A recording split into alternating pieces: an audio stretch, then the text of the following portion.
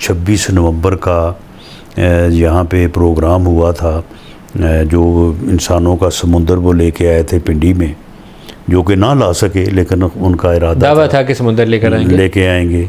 तो उसका जो हो रहा था ना, आर्मी चीफ की तैनाती, लॉन्ग मार्च, आर्मी चीफ की तैनाती को रोकने के लिए या उसे डिस्प्यूट करने के लिए। आप कह रहे हैं वो पर्पज़ ये नहीं था, आप कह रहे हैं कि आर्मी लेकिन बहरहाल यानी हमारे नज़दीक ये बात बिल्कुल, इसमें कोई शुबा नहीं था कि ये 26 तारीख का जो धरना है ये आर्मी चीफ की तैनाती को रुकवाने, मैनेज करने या उसको मुतनाज़ा करने के लिए था। इसके अलावा उसका कोई मकसद नहीं था। और उसका ख्याल है कि वो 29 नवंबर की तारीख के करीब उसको मैच करने की कोशिश की। तो इसके पीछे मनसूबा साज कौन था? इसके पीछे भी ये कहा जा रहा था कि जनरल फैज़ हैं और उनकी इमरान खान साहब के साथ पूरी जो है वो बात तय है।